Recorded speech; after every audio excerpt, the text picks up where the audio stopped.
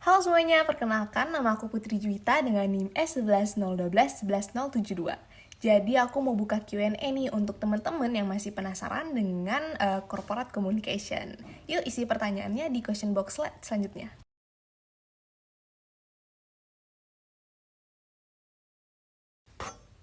Nah, udah kekumpul beberapa pertanyaan nih di question box-nya. Next slide, aku bakal jawabin semua pertanyaannya.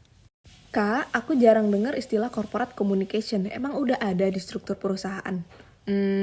Fungsi corporate communication ini ternyata udah banyak loh digunakan oleh beberapa perusahaan sebagai salah satu jabatan atau divisinya. Karena emang sepenting itu loh corporate communication, apalagi untuk perusahaan-perusahaan yang berorientasi kepada keuntungan. Kak, pengen deh kerja sebagai corporate communication. Aku juga mau. Oke, next pertanyaan. Kak, corporate communication udah ada belum di struktur perusahaan BUMN?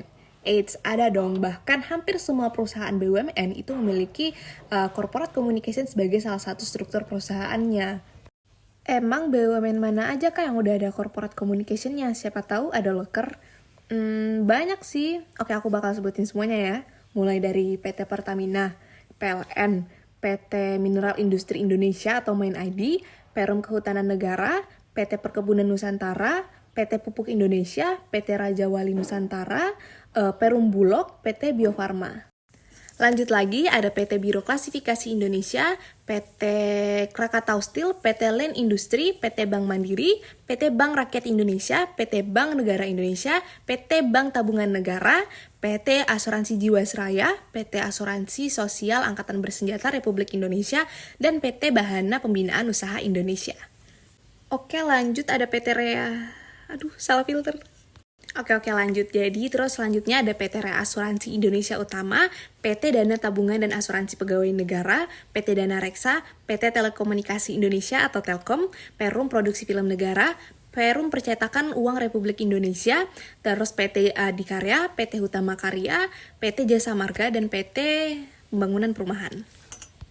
Kemudian ada PT Semen Indonesia, PT Semen Batu Raja, PT Waskita Karya, PT Wijaya Karya, Perum Pembangunan Perumahan Nasional, PT ASDP Indonesia Ferry, PT Kereta Api Indonesia, PT Pelabuhan Indonesia, PT Pelayaran Nasional Indonesia, PT Pos Indonesia, dan Perum Damri. Kemudian ada PT Aviasi Pariwisata Indonesia, PT Pengembangan Pariwisata Indonesia, PT Garuda Indonesia, Perum Lembaga Penyelenggara Pelayanan Navigasi Penerbangan Republik Indonesia, PT Sarana Multi Infrastruktur, PT Sarana Multigria Finansial, PT Penjamin Infrastruktur Indonesia, dan yang terakhir adalah PT Geodipa Energi. Nah, jadi ada 48 perusahaan dari 52 perusahaan BUMN yang menggunakan corporate communication di dalam struktur perusahaannya. Kak, jelasin dong salah satu BUMN yang ada corporate communication-nya. Oke, aku bakal jelasin tentang PT Garuda Indonesia. Siapa sih yang nggak tahu pesawat atau perusahaan penerbangan ini? Yuk, cek slide selanjutnya. Nah, buat teman-teman yang penasaran nih dengan jawaban selanjutnya, teman-teman bisa langsung klik link ini ya. Diklik.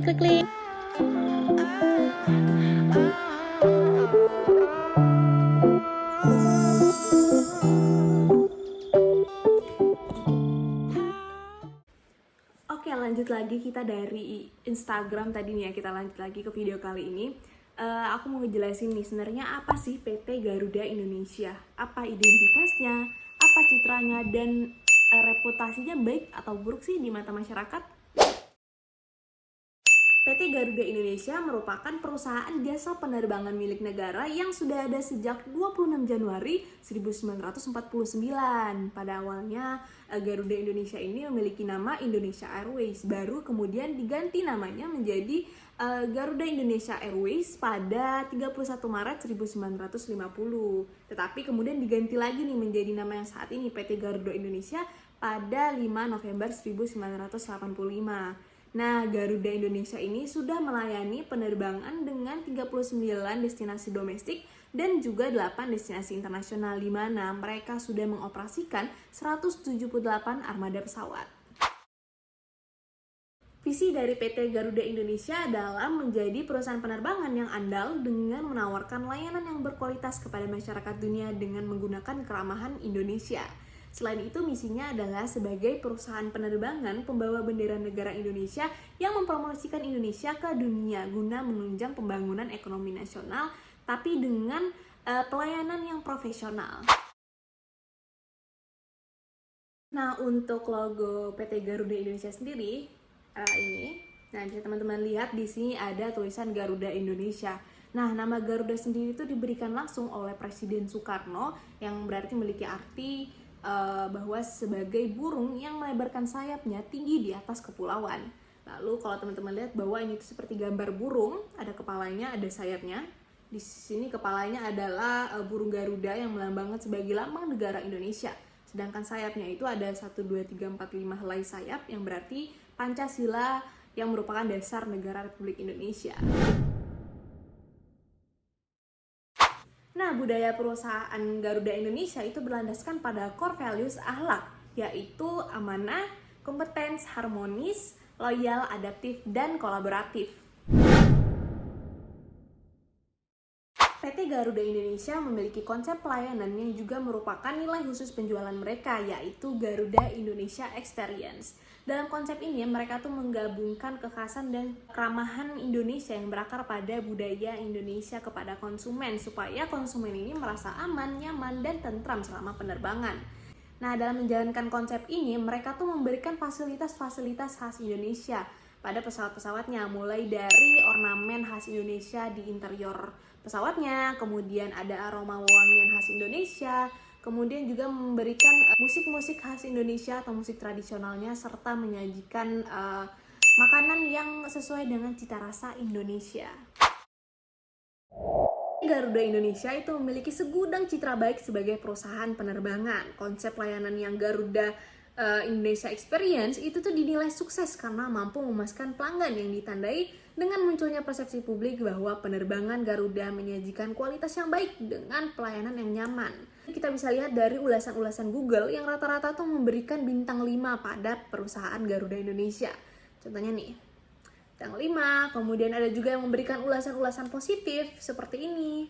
Dan itu seperti yang kita tahu bahwa Garuda Indonesia itu memiliki citra bahwa sebagai pesawat mahal, karena memang untuk maskapai Garuda Indonesia mereka tuh mematok harga yang cukup mahal dibandingkan dengan maskapai-maskapai lainnya.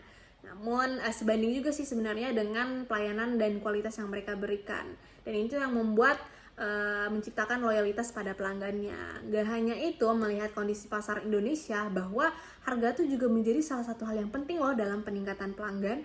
PT Garuda Indonesia menghadirkan maskapai Citylink yang merupakan penerbangan dengan harga yang cukup terjangkau jika dibandingkan dengan maskapai Garuda Indonesia. Selain itu, masyarakat menilai penerbangan yang ada di PT Garuda Indonesia itu memiliki ketepatan waktu penerbangan yang tinggi dibandingin dengan maskapai-maskapai lainnya. Hal itu dibuktikan bahwa PT Garuda Indonesia menempati posisi kelima sebagai TOP atau Time of Performance terbaik dari seluruh airline global berdasarkan survei dari OHG atau Official Airline Guide. Penerbangan pesawat Garuda Indonesia itu menjadi salah satu penerbangan terfavorit masyarakat Indonesia. Hal itu dibuktikan oleh survei yang dilakukan oleh aplikasi online yaitu Jakpat. Garuda Indonesia itu menduduki peringkat teratas, sedangkan Citylink berada di urutan kedua sebagai maskapai lokal favorit orang Indonesia. Dengan peringkat 1 dan 2 yang merupakan maskapai di bawah naungan PT Garuda Indonesia, ini membuktikan bahwa PT Garuda Indonesia itu mampu menjadi perusahaan penerbangan favorit orang Indonesia. Reputasi dari perusahaan PT Garuda Indonesia itu sudah lama dibentuk ya teman-teman, mengingat juga mereka tuh perusahaan yang udah lama hadir. Dibuktikan juga dengan kinerja dan pelayanan mereka yang terus-menerus diperbaiki. Selain itu, untuk meningkat atau membangun reputasi, mereka tuh banyak melakukan program CSR atau Corporate Responsibility sebagai bentuk pertanggungjawaban sosial PT Garuda Indonesia, mulai dari pemberian program pelatihan gratis bagi lulusan SMA yang berasal dari kalangan tidak mampu, kemudian melaksanakan program magang bagi masyarakat penyandang Down syndrome, kemudian juga melakukan program renovasi sekolah dan bantuan fasilitas mengajar, serta mereka tuh berkomitmen untuk membangun olahraga nasional pada cabang tenis melalui penyelenggaraan turnamen Garuda Indonesia Tennis Open, dan masih banyak lagi program CSR yang Nah, selain itu yang membuktikan bahwa PT Garuda Indonesia ini memiliki reputasi yang baik, yaitu mereka meraih penghargaan 5 Star Airline dari Skytrax. Ini membuktikan bahwa Garuda itu konsisten terhadap kinerja manajemen dan pekerja dalam memberikan layanan terbaik ke pelanggan. Tak hanya itu, Citylink yang juga masih satu grup di PT Garuda Indonesia, mereka tuh mampu meraih 4 Star Airline dan menjadi maskapai biaya rendah pertama yang meraih penghargaan tersebut di Indonesia. Tapi karena pandemi nih teman-teman, Garuda Indonesia itu mengalami kebangkrutan, ditambah mereka tuh mempunyai jumlah utang yang sangat besar sekali.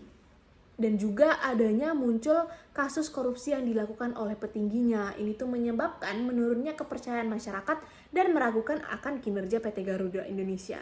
Membuat reputasi Garuda Indonesia itu menurun. Nah, untuk menjalankan fungsi employee relation, Corporate Communication PT Garuda Indonesia itu melakukan program Millennial Smith yang merupakan program untuk meningkatkan hubungan antara karyawannya, di mana memang sudah direncanakan sejak Desember 2021.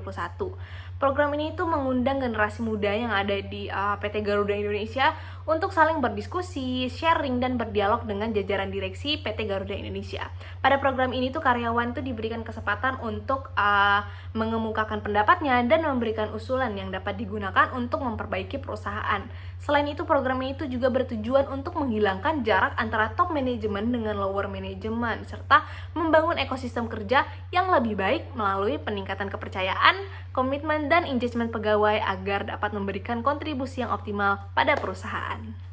Nah, menurut saya, employee relation itu juga menjadi salah satu kunci kesuksesan suatu perusahaan. Hal itu dikarenakan terjalinnya budaya kerja yang baik antara karyawan dan perusahaan akan meningkatkan kinerja dan motivasi karyawan untuk bekerja, sehingga mendorong pertumbuhan perusahaan. Untuk bisa mencapai kemajuan tersebut, tentunya karyawan itu menjadi kunci dalam pencapaian tersebut, karena mereka lah yang menggerakkan dan mewujudkan visi misi perusahaan. Hubungan yang harmonis, baik sesama karyawan atau atasan, akan membuat karyawan itu lebih betah. Inilah tuh yang kemudian dilakukan oleh PT Garuda Indonesia dalam usaha menjaga hubungan antar karyawannya melalui program Millennial Smith ini. Nah, menurut saya mengenai program Millennial Smith ini merupakan salah satu program yang sangat baik untuk mengelola hubungan antara karyawan dan top manager di perusahaan PT Garuda Indonesia. Apalagi teman-teman, program ini itu membuat tidak adanya jarak kaku antara top manajemen dan low manajemen. Apalagi 70% karyawan PT Garuda Indonesia itu tuh merupakan generasi milenial, sehingga ini tuh mendorong restrukturisasi sebagai langkah pemulihan kinerja perusahaan agar menjadi bisnis yang lebih sehat, adaptif dalam menghadapi tantangan di masa mendatang. Generasi milenial sendiri, seperti yang kita tahu, mereka tuh memiliki idaman budaya kerja yang tidak kaku, tidak ada gap yang besar antara atasan dan bawahan. Dan dengan program ini, saya yakin mampu menciptakan hubungan yang terbuka antara low management dan top management, tapi masih harus memegang profesionalitas. Selain itu, program itu juga tidak hanya akan memperbaiki hubungan antara karyawan, tetapi juga mampu mendorong kemajuan perusahaan, karena dalam program ini tuh karyawan memberikan pendapat dan usulan untuk memperbaiki kinerja direksi. Dengan demikian, perbaikan-perbaikan tersebut diharapkan mampu merubah perusahaan PT Garuda Indonesia menjadi lebih baik lagi. Apalagi nih teman-teman, mereka ini lagi dalam kondisi yang sangat krusial karena banyaknya terpaan-terpaan buruk tentang mereka dan yang membuat reputasi mereka lebih rendah. Ternyata selain dari Millennials itu juga ada program Bincang Bersama Bapak, ada Time Machine, di mana program-program yang dilakukan untuk mengeratkan hubungan antara karyawan itu menciptakan kepuasan yang tinggi terhadap perusahaan Garuda Indonesia. Ini itu dibuktikan dengan nilai dari employee satisfaction mereka tuh sekitar 78,6 yang dapat dikategorikan dalam tingkat kepuasan tinggi atau puas terhadap perusahaan oleh karyawan-karyawannya. Nah, tadi sekilas tentang identitas, citra, dan reputasi yang dimiliki oleh PT Garuda Indonesia beserta dengan program employer relation mereka. Mungkin itu sekian dari aku. Makasih teman-teman yang udah mau nonton YouTube ini. Mohon maaf ada salah kata, dan jangan lupa like, comment, dan subscribe. Bismillah. Annyeonghaseyo.